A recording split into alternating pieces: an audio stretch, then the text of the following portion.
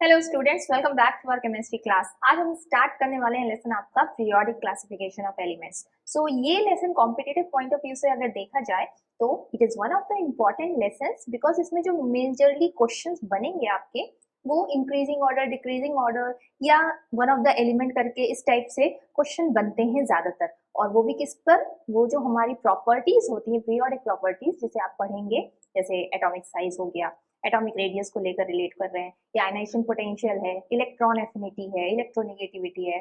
So these are some of the physical properties जिसे हम detail में पढ़ने ही वाले हैं। And then chemical properties basis पर भी क्वेश्चन बन जाते हैं हमारे। तो आपको क्वेश्चन इसी पे बेसिकली मिलेंगे। तो this is one of the scoring chapter as well. तो इसे अगर आप अच्छे से तैयार करते हैं तो आपके एक या दो जो क्वेश्चंस आते हैं तो वहां पे आपके 4 और 8 मार्क्स कहीं नहीं जाएंगे। तो चलिए स्टार्ट करते हैं आज का लेसन। तो यहाँ पे सबसे पहला बात आता है, हमारे इस फर्स्ट लेक्चर में हम डील करेंगे कि what is the significance of classification. तो सिग्निफिकेंस ऑफ क्लासिफिकेशन मतलब कि क्या इंपॉर्टेंस है क्लासिफिकेशन की, एलिमेंट्स को क्लासिफाई करने की नीड क्यों आई, why it was needed to classify the elements. So because अगर देखा जाए एंशिएंट टाइम में एलिमेंट्स की डिस्कवरी हो रही थी, तो तब हमारे पास नंबर ऑफ एलिमेंट्स जो थे वो काउंटेबल थे। काउंटेबल तो अभी भी हैं, लेकिन कहने का मतलब यहाँ आ जाता है कि जब आप एक एलिमेंट को, वहां 10-12 एलिमेंट है सपोज, ठीक है, तो उनको इंडिविजुअली आप उनकी सारी प्रॉपर्टीज, फिजिकल केमिकल प्रॉपर्टीज आसानी से रीड कर सकते हो, डिटेल में उसको देख सकते हो। लेकिन जैसे जैसे एलिमेंट्स की डिस्कवरी बढ़ती चली जा रही थी, तो एक साथ सभी एलिमेंट्स को, उनकी प्रॉपर्टीज को स्टडी करना वॉज बिकमिंग डिफिकल्ट। तो इसीलिए क्लासिफिकेशन की नीड आई। अब क्लासिफिकेशन की नीड आई तो फिर अब उसको एक आधार चाहिए कि किस तरह से हमको क्लासिफिकेशन स्टार्ट करना है, कि हम क्या पैरामीटर सिलेक्ट करें, है ना, कि क्यों हम क्लासिफाई कर रहे हैं। एक तो ये पॉइंट हमने क्लियर ही किया आपको। अब उसको क्लासिफाई करने के लिए हम आधार क्या चुने, फाउंडेशन क्या लेकर चलें, बेसिस क्या लेकर चलें। तो यहाँ पे यही सब पॉइंट्स को ध्यान में रखते हुए अभी आगे आप देखेंगे कि atomic weight was the criteria in the initial times की जिस पर हमने क्लासिफाई करना स्टार्ट किया था। तो इसी में रिलेटेड हमारा ये सिग्निफिकेंस इंपॉर्टेंट है। There are total of 118 elements known so far and the discovery of new elements still continues. तो हम जानते हैं 118 elements हमारे पास हैं एंड धीरे धीरे डिस्कवरी चल ही रही है। मोस्टली हम लेबोरेटरी में सिंथेसाइज करते हैं, तो ये रेडियो एक्टिव एलिमेंट्स भी होते हैं। आप जानते हो एटॉमिक नंबर 92 यूरेनियम के बाद से जो जितने भी एलिमेंट्स है, they all are radio active only and these are synthesised in the laboratory only. तो मैन मेड है, वो आर्टिफिशियल एलिमेंट्स भी कहा जाता है उनको। तो ये धीरे धीरे डिस्कवरी चल रही है, उनकी प्रॉपर्टीज को कैसे मॉडिफाई करके एक नया एलिमेंट बनाया जा सकता है। तो इन सबको लेकर आपके अब तक 118 एलिमेंट्स हैं एंड 119वां एलिमेंट भी आ चुका है। Every element has its own importance in the environment. Some of them are useful while some are harmful also. And in fact, जो harmful element है किसी भी रूप में, it may also be useful in other way. तो हमें अपनी जरूरत के हिसाब से हम उस एलिमेंट को, जिसकी भी प्रॉपर्टी देख रहे हैं, यूजफुल नहीं है तो किस अदर वे में हम उसे यूज कर पा रहे हैं। मतलब हार्मफुल है कह रहे हैं अगर, तो भाई वो किसी एक पैरामीटर को लेके हार्मफुल कह रहे होंगे ना, तो लेकिन किसी अदर पैरामीटर में क्या पता उसकी उपयोगिता बढ़ जाए, है ना, तो वो इंपॉर्टेंस बढ़ जाएगी। तो ये चीज यहाँ इस तरह से बताया। Then it also becomes necessary to study the chemical and physical properties of each of the elements present around us, because every element is related to our life in some or other way. So we know we जो हमारी body भी बनी है, building block है किसकी, biomolecules की, carbohydrate, fats, proteins, nucleic acid is also there, vitamins, minerals are there. तो ये सब किससे मिलकर बने हैं? बायोमोलिक्यूल्स, लार्ज मैक्रोमोलिकुलर कंपाउंड्स तो हैं, बट ये बने तो सिंपलर एलिमेंट से ही है ना। वो simpler elements carbon, hydrogen, oxygen, nitrogen, phosphorus, sulphur, halogens हो गए डिफरेंट टाइप्स के आपके, क्लोरीन, ब्रोमीन, आयोडीन, फ्लोरीन, ये सब हैं। देन अगर हम इनऑर्गेनिक लेवल पे जाते हैं तो जितने भी डेली लाइफ में हम कंपाउंड्स यूज करते हैं, इनफैक्ट समझ लीजिए आप क्लीनर यूज कर रहे हो तो some sort of acid is mixed in it, some sort of base is mixed in any other compound. तो वहां पे अब acid base HCl, H2SO4, HNO3, bases में NaOH, KOH, ये सब की उपयोगिता आप किसी ना किसी फॉर्म में देख रहे हो। Ammonium hydroxide is also one of the base जो यूज हो रहा है क्लीनर्स में हमारे। तो यहाँ दिख रहा है ये सब इंडिविजुअल बने कंपाउंड्स है, और बने किसके हैं? सिंपलर एलिमेंट्स के हमारे बने हुए हैं। तो इस तरह से इट इज रिटन हियर कि it is related to our life in one on another way, right? As the number is very large and there is possibility that more elements will be discovered, so it becomes very difficult to study each of them separately. So as I have said in the starting also, individual elements को जो धीरे धीरे बढ़ गया, आप सोचो 118 elements हैं आपके, अगर आपके पास, तो क्या आप उन सबको एक साथ स्टडी कर लोगे? नहीं पॉसिबल है, कम समय है, और different groups of people are involve in studying these chemicals और इन एलिमेंट्स को, उनकी प्रॉपर्टीज को डिसाइड करना, डिड्यूस करना और प्रेजेंट करना वर्ल्ड के सामने। तो भाई ये सब हर कोई कोशिश करेगा कम समय में जितनी जल्दी करके वो सामने लाए इन चीजों को और उसका नाम आए। जैसे एलिमेंट्स को डिस्कवरी की ही लेकर अगर बात की जाए, तो जब एलिमेंट्स डिस्कवर होते हैं हमारे, तो जैसे स्टार्टिंग में आप अभी देखोगे पीरियोडिक टेबल में, आपने पुराना फॉर्म ऑफ पीरियोडिक टेबल अगर देखा हो, long form of periodic table ही, तो 100 के बाद वाले जितने एलिमेंट्स हैं तो उनके नाम हम किस तरह से देते थे, अभी आगे हम पढ़ेंगे। तो अनिल, ईएम, इस टाइप से नाम है, मतलब एक स्पेसिफिक नाम नहीं है। जैसे कार्बन है तो कार्बन का कार्बन नाम आया, ठीक, लेकिन बाद में 100 वाले जो है तो उनको कोई स्पेसिफिक नाम नहीं दिया गया। क्यों? क्योंकि वहां पे तब डिस्प्यूट चल रहा था कि because two different people were, two different agencies were involved in discovering those elements, so they have claimed कि we have discovered it first. तो अब वो नाम किस तरह से डिसाइड किया जाए, जैसे रदरफोर्डियम वाले एलिमेंट को ले लीजिए एग्जांपल आपका। सो ऐसे डिस्प्यूट्स ना हो और चीजें आसानी से रेक्टिफाई हो जाए, तो बाद में हालांकि ये हुआ जब भाई क्लेम सही साबित हुआ एक इंडिविजुअल एलिमेंट का, तो भाई उसी नाम पर दे दिया गया, जैसे रदरफोर्डियम का एग्जांपल हम दे ही रहे हैं आपको। तो इसीलिए आपको ये जरूरी हो गया कि क्लासिफाई कर दो एलिमेंट्स को, सिमिलर प्रॉपर्टीज वाले एलिमेंट्स एक कैटेगरी में रख दो, एक कॉलम में रख दो, तो उसको पढ़ना, एक को पढ़ रहे हैं तो बाकी सबको पढ़ना आसान हो जाएगा। इसलिए it became important to classify these elements, और यही इसीलिए इसकी नीड भी आई।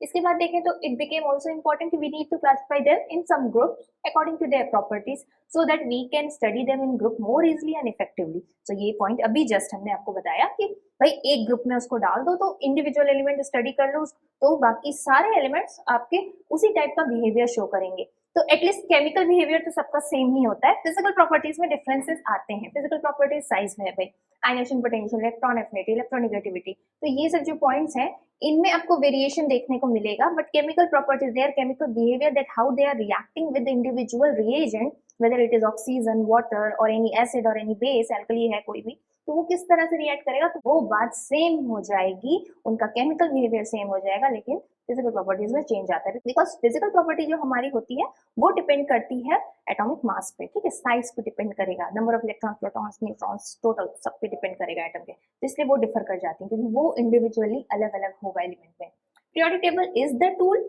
which is used to classify the known elements in groups. So we know long form of periodic table, model form of periodic table है हमारे पास, जो कि एक टूल है, एक हमारे पास चीज प्रेजेंट है जिसको देखकर आप इंडिविजुअल एलिमेंट्स को स्टडी करते हो। So it is one of the important tools to classify elements.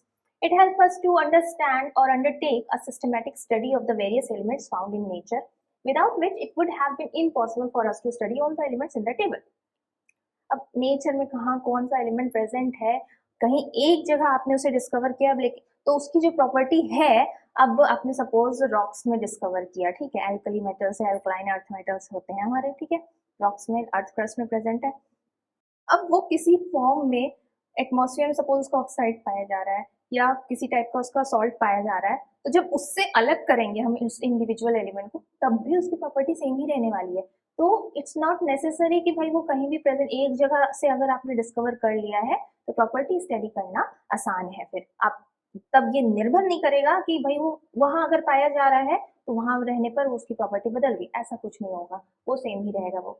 With the help of periodic table, a comparative study of the elements and their compounds can be done. तो आप उनसे बनने वाले compounds की भी आसानी से relate कर पाओगे कि कैसा compounds आ रहे हैं, that means chemical behavior आ रहा है, तो वो same रहेगा और हम उसे relate कर पाएंगे if they are belonging to the same group. तो इस तरह से periodic table also help us to analyze the periodic trend in various properties. जैसे बताया ही था, periodic table से आप periodic properties को स्टडी कर सकते हो, समझ सकते हो, उस ट्रेंड को देख सकते हो, वो properties, ionization potential, electron affinity, electronegativity etcetera, ठीक है। तो periodic trend, this is one of the important point, because question इसी पे ज्यादातर बनते हैं आपको कि पीरियोडिक ट्रेंड चल क्या रहा है, किस तरह से different group of elements they दिए जाएंगे आपको 4-5, और उनको ऑर्डर आपको डिसाइड करना होगा, या केमिकल बिहेवियर डिफरेंट ऑक्साइड्स दे दिए जाएंगे, वैलेंसी होगा, इस टाइप से कोई भी क्वेश्चन आपको आ सकता है। And one of the scoring, as I have said in the starting also.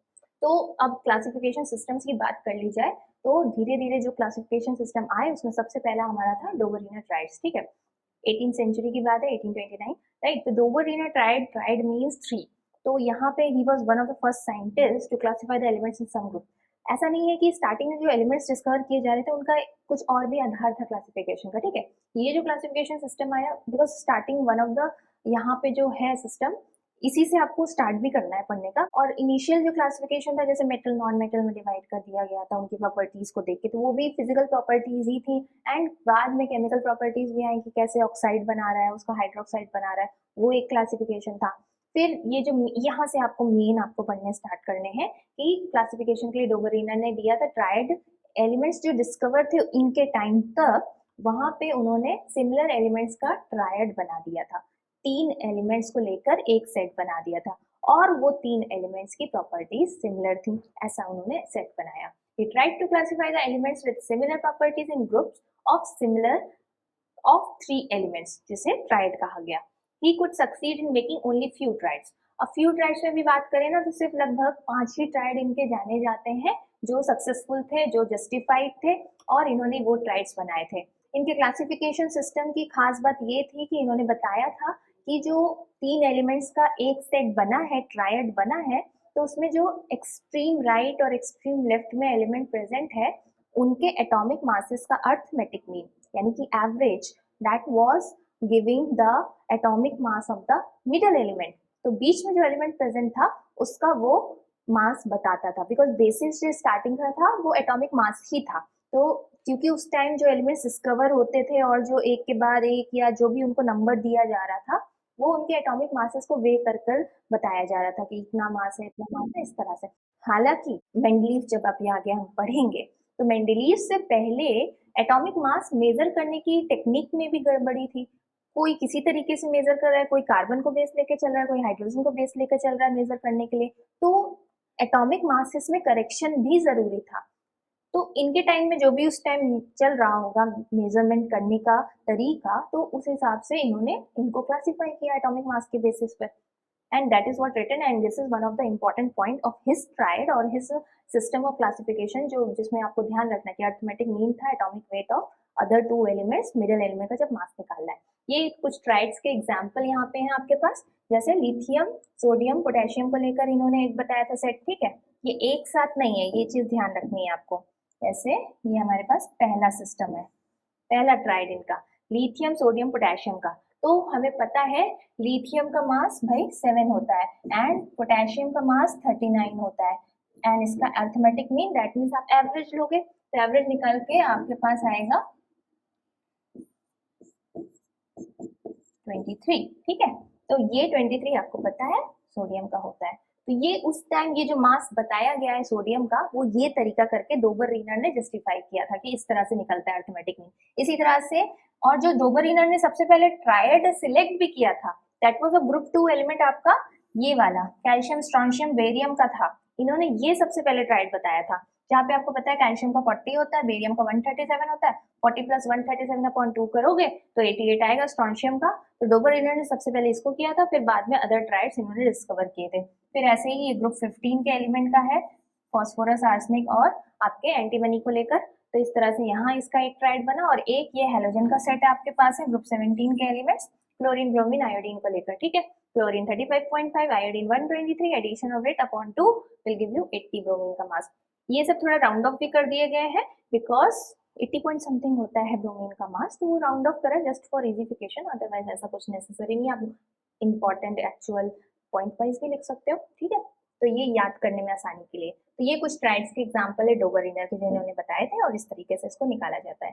Further फिर आए हमारे पास, अच्छा डोबरवीनर जो आए थे तो अगर हम डिफेक्ट्स की बात करना चाहें तो डिफेक्ट्स में आप ये बता सकते हो कि 3 एलिमेंट लेकर एक सेट बनाया, तो एक तो नंबर ऑफ एलिमेंट्स का जो ग्रुप रखा वो भी कम था, ठीक है। तो इंडिविजुअल स्टडी करना 5 सेट ही ये बना पाए तो तब आसान था, उतना बाकी के लिए एप्लीकेबल ही नहीं साबित हुआ। जो अदर न्यूली डिस्कवर हो रहे थे एलिमेंट्स उनको वो सेट में नहीं बैठा पाए कि ये सेट है तो हम इनको पढ़ लें। 5 ही इंपॉर्टेंट लगभग सेट इनके बने थे, इसमें से 4 एग्जाम्पल आप देख ही रहे हो सामने। तो ये सबसे बड़ा डिफेक्ट था कि आने वाले एलिमेंट्स को ये एक्चुअल सेट जो ट्रायड का इनका था उसमें नहीं दे पाए, तो ये फिर हटा दिया गया। एक, लेकिन इसने फाउंडेशन जरूर साबित किया कि इस तरह से क्लासिफाई कर सकते हैं। फिर उसके बाद हमारे सेकंड क्लासिफिकेशन था न्यूलैंड लॉ ऑफ ऑक्टेव्स का। He also came in 18th century also, 1864 में आए, वो 1829 में आए थे। तो न्यूलैंड के टाइम तक अराउंड कहा जाता है 56 एलिमेंट्स लगभग डिस्कवर हो चुके थे, नोबल गैसेस नहीं डिस्कवर हुई थी। और ऑक्टेव्स, यहाँ पे इस पर ध्यान देना, ऑक्टेव का मतलब यहाँ 8 से है। तो इन्होंने जो सेट बनाए थे एलिमेंट्स को लेकर, इन्होंने भी सेट भी बनाए, ठीक, और एटॉमिक मास के अकॉर्डिंग ही बेसिस था और अरेंज किया था। तो उस एक सेट में 8 एलिमेंट्स थे और उसमें इन्होंने ये बताया था, if the elements are arranged in order of their increasing atomic weight, every eighth element had similar properties to the first one, like the first and eighth note in the music. तो जो आपके musical notes होते हैं सारे gamma पा धा नी, ठीक है, ये 7 सुर होते हैं आपके, एंड 8वां सुर अगेन पहला सुर ही आ रहा है सा। तो इन्होंने जो सेट बनाया 8 एलिमेंट लिए, उसमें इन्होंने कहा कि पहला एलिमेंट और जो 8वां एलिमेंट आएगा, बिकॉज पहला और 8वां सुर सेम होता है, चाहे हिंदी के म्यूजिकल नोट्स लो या इंग्लिश के musical notes low, it applied for both. तो पहला और 8वां एलिमेंट आपकी सिमिलर प्रॉपर्टी शो करता है। नोबल गैसेस डिस्कवर नहीं हुई थी, तो ये यहाँ 2 एग्जांपल्स देख लो आप पीरियड 2 के एलिमेंट्स का। लिथियम से लेकर ये जा रहा है सोडियम तक। Noble gases, neon was not discovered ना, नोबल गैस थी ही नहीं उस वक्त। तो ये दिख रहा है आपको lithium, beryllium, boron, carbon, nitrogen, oxygen, fluorine, and यहाँ तक सारे गामा पा धा नी। 7वां सुर ये हुआ, 8वां सुर सा ही आएगा ना, तो ये आया सोडियम। यहाँ पे जो एलिमेंट वो था लिथियम के जैसा ही प्रॉपर्टी शो करने वाला, उसकी chemical property was similar as lithium was showing. Physical property में थोड़ा बहुत अंतर दिखेगा बिकॉज इनके एटॉमिक मासेस में अंतर दिखेगा इसलिए। तो ये यहाँ एक सेट था पीरियड 2 के एलिमेंट्स के लिए। फिर ये पीरियड 3 के एलिमेंट के लिए भी देख लो, तो यहाँ पे पीरियड 3 में सोडियम से ही स्टार्ट होता है, ये तो आप जान ही रहे हो आज की डेट में। तो सोडियम से स्टार्ट हुआ और ये गया यहाँ पे क्लोरीन के बाद आपका आर्गन नहीं आया, ठीक, नोबल गैस नहीं थी ना, पोटेशियम आया। तो potassium was having similar property as your sodium and sodium was having similar property as lithium. So and we know in today's era lithium, sodium, potassium इसी तरह से एलिमेंट प्लेस हुए हैं आपके ग्रुप में और ये सिमिलर प्रॉपर्टी शो करते हैं। तो ये न्यूलैंड का आपका ऑक्टेव का था क्लासिफिकेशन। इनका क्लासिफिकेशन के डिफेक्ट्स भी आए, फिर जैसे डोबरलिनर के आए वैसे इनके भी डिफेक्ट्स आए हैं, बिकॉज आज की डेट में तो लॉन्ग फॉर्म चल रहा है ना। सो डिफेक्ट क्या है कि एक तो पहला कॉमन डिफेक्ट जैसे डोबरलिनर में ही था, न्यूली डिस्कवर्ड एलिमेंट्स के लिए ये आपका सेट नहीं बना पाए 8 एलिमेंट्स को लेकर, was not applicable, was not justified by him. Also he said कि भाई जो एलिमेंट्स हमारे फर्दर डिस्कवर होंगे, एक्चुअली इन्होंने एक ये स्टेटमेंट भी दिया कि अब आगे कोई एलिमेंट डिस्कवर ही नहीं होना है, इन्होंने ये स्टेटमेंट भी दिया था। तो ऐसा तो नहीं है, और ऐसे ही आप नोबडी नोज अबाउट फ्यूचर ना, तो इस तरह से प्रिडिक्शन कर दिया इन्होंने कि बिल्कुल स्ट्रांगली क्लेम किया कि अब फर्दर कोई एलिमेंट्स डिस्कवर नहीं होने हैं। इन्होंने अभी 56 उस टाइम तक डिस्कवर थे, further no element is going to be discovered. तो ये पॉइंट एक तो इन्होंने बता दिया, लेकिन जब एलिमेंट्स आए तो वो ऑक्टेव का सेट नहीं बना पाए, तो वहीं पे एक डिफेक्ट ये साबित हुआ। Further inert gases were not discovered at that time, तो उससे क्या बात निकल के आई, जब आ गई इनर्ट गैसेस तो इनका ऑक्टेव तो बिगड़ गया ना। अब 8वां एलिमेंट उस केस में यहाँ फ्लोरीन के बाद तो भाई नियॉन आएगा, तो नियॉन आ गया, और नियॉन और लिथियम को कंपेयर करोगे फर्स्ट और 8th एलिमेंट की पोजीशन पर, तो वो तो प्रॉपर्टी सिमिलर शो ही नहीं करती है, तो ये ऑक्टेव वहां पे फिर सही नहीं बैठा, गड़बड़ हो गया। तो इस तरह से ये क्लासिफिकेशन भी रिजेक्ट किया गया। देन आई मेंडलीव्स पीरियोडिक टेबल, अब इसके बारे में हमको देखें। तो मेंडलीव थे, उन्होंने इसके बारे में बताना स्टार्ट किया। तो मेंडलीव ने इंपॉर्टेंट इस पीरियोडिक टेबल जो इन्होंने दी, टेबल टर्म आ रहा है, तो इन्होंने टेबुलर फॉर्म दिया क्लासिफिकेशन सिस्टम को, एलिमेंट्स जो डिस्कवर हो रहे थे। Around 63 elements were discovered at his time and noble gases discover हो रही थी उस टाइम पर, ठीक है। तो हालांकि Mendeleev was ahead of his time और उन्होंने बहुत सारे प्रिडिक्शंस किए थे। एवरीवन, कोई भी साइंटिस्ट अगर इन्वॉल्व है किसी स्टडी में, ही लेड डाउन सम हाइपोथेसिस, वो कुछ हाइपोथेसिस पे काम करना शुरू करता है। वो हाइपोथेसिस को आप इस तरह से ले सकते हो कि वो एक प्रिडिक्शन लेके चल रहा है कि ऐसा ऐसा हो सकता है, ऐसा नहीं होगा तो वो अपनी स्ट्रैटेजी बदलेगा, जिसको जो भी चीज को स्टडी कर रहा है, ठीक है, एक्सपेरिमेंट जिस चीज का भी कर रहा है। तो मेंडलीव वाज लकी आल्सो और हेड ऑफ हिज टाइम, उन्होंने जो डिस्कवर किया चीजें और प्रिडिक्ट किया अपनी स्टडी के बेसिस पे, वो सही भी साबित हुई थी। तो मेंडलीव ने मोस्ट इंपॉर्टेंट वन जो आपको ध्यान रखना, पीरियोडिक लॉ दिया था। पीरियोडिक लॉ इन्होंने क्या बताया था, his classification system was also based on atomic weight, okay, increasing order of atomic weight के अकॉर्डिंग ही अरेंज किया था एलिमेंट्स को, जहाँ पे इन्होंने बताया था ये periodic law, the physical and chemical properties of elements are periodic function of their atomic weights because it was the basis only. तो फिजिकल केमिकल प्रॉपर्टीज जिसे एटम के लिए हम जो स्टडी कर रहे हैं तो उसमें यही दो चीजें तो मेन हम स्टडी करते हैं, वो किसी भी एलिमेंट की किससे रिलेट कर रही है, वो रिलेट कर रही है एटॉमिक वेट पे। जैसे जैसे एटॉमिक वेट में अंतर आएगा फिजिकल और केमिकल प्रॉपर्टी में अंतर आएगा। तो ये पीरियोडिक लॉ इन्होंने बताया था। पीरियोडिक फंक्शन टर्म अभी हम डिटेल में थोड़ा और देखेंगे इसका क्या मतलब है जब अभी आगे टेबल आती है हमारे पास। फिर आई बात, if the elements are arranged in order of their increasing atomic weights after a regular interval, elements with similar properties are repeated. यही पीरियोडिक फंक्शन भी एक्चुअली यही है जिसमें कहा गया एक पीरियोडिक टेबल है आपके पास, ठीक, तो वहां पे जो एलिमेंट प्लेस्ड है, suppose this is periodic table, ठीक है, यहाँ प्लेस होगा, यहाँ प्लेस होगा, यहाँ प्लेस होगा, यहाँ प्लेस होगा, ठीक, इस तरह से प्लेस होगा। तो इन्होंने बताया कि एक रेगुलर इंटरवल से मतलब है कि आप सपोज लेफ्ट टू राइट जा रहे हो पीरियोडिक टेबल में, ठीक है, तो लेफ्ट टू राइट जाने पर and then coming back to left side again, elements जो एक के नीचे एक आया अब वो सिमिलर प्रॉपर्टी शो कर रहा है, ये मतलब है रिपीट हो गई प्रॉपर्टी, ये मतलब है पीरियोडिक फंक्शन का यहाँ पे रेगुलर इंटरवल पे प्रॉपर्टी को रिपीट होना। एंड मेंडलीफ ने कुछ गैप्स भी छोड़े थे अपनी पीरियोडिक टेबल में, ये खाली जगह है उस तरह से समझ लीजिए, उन्होंने छोड़े थे जिसमें उन्होंने बताया था कि आगे जो एलिमेंट आएगा डिस्कवर होगा अगर उसको यहाँ रख रहे हैं उसे यहीं रखना चाहिए क्योंकि ये ऊपर जो एलिमेंट प्रेजेंट है उसके जैसा सिमिलर प्रॉपर्टी शो करने वाला है। ये सिमिलर प्रॉपर्टीज कैसे शो करेगा वो केमिकल बिहेवियर पे इन्होंने देखा था, केमिकल बिहेवियर में भी इन्होंने देखा था कि किस तरह से वो एलिमेंट प्रेजेंट टाइम में इनके जो एलिमेंट्स थे वो ऑक्सीजन से रिएक्ट करके किस वैलेंसी के अकॉर्डिंग अपना ऑक्साइड बना रहे हैं, हैलोजन से रिएक्ट करके कैसा हैलाइड बना रहे थे, एंड हाइड्रोजन से रिएक्ट करके कैसा हाइड्राइड बना रहे थे, ठीक है। तो ये तीन एलिमेंट्स, तीन रिएजेंट केमिकल बिहेवियर को लेकर इन्होंने एलिमेंट्स को रिएक्शन करा के देखा था और प्रिडिक्ट किया था कि incoming element, newly discovered element will have similar kind of behaviour, same valency लेकर वो इस टाइप से बनाएगा और उसके कुछ नाम भी दिए थे, ठीक। तो ये मेंडलीव ने इस तरह से इसीलिए गैप छोड़े थे and which was found to be correct also. On the basis of his law, Mendeleev proposed a periodic table for classification of elements, जिसे Mendeleev's periodic table कहा जाता है। Table is divided into 9 vertical columns. Vertical column, vertical से मतलब खड़ा खड़ा, ठीक है, तो vertical columns में डिवाइड किया गया था जिसे इन्होंने कहा था ग्रुप्स। तो एक बहुत पेट क्वेश्चन ये भी चलता है कभी कभार, बहुत सारे टफ क्वेश्चन में एक आसान सा क्वेश्चन ये भी दिख सकता है कि वर्टिकल कॉलम खुद क्या होता है, उसको क्या नाम बोला जाता है, तो वो ग्रुप होता है भाई, ठीक है। एंड 7 हॉरिजॉन्टल रोज थी आपके पास इनकी पीरियोडिक टेबल में जिसको कहा जाता था पीरियड्स। तो ये बताया था यहाँ पे 9 वर्टिकल कॉलम्स और 7 हॉरिजॉन्टल रोज हमारी थी इनकी पीरियोडिक टेबल में। ये है इनका एक ब्रीफ और यही एक सिंपल चार्ट है इनकी पीरियोडिक टेबल के टाइम का। तो जहाँ पे इन्होंने देखो ग्रुप्स, वर्टिकल कॉलम्स है हमारे पास 8 वर्टिकल कॉलम्स दिख रहे हैं। सो यहाँ पे हम देख रहे थे कि ध्यान दो पहले से लेकर जो 7th ग्रुप तक जा रहा है, ठीक है, अभी वो उसके ऑक्साइड के बेसिस पे आर ओ लिखा है, इस तरह से हाइड्राइड के बेसिस पे लिखा हुआ है, तो आर ओ नहीं होगा, ये R2O होगा दरअसल फर्स्ट में, ओके। तो यहाँ आप देख रहे हो ये पीरियोडिक टेबल मेंडलीफ के टाइम की,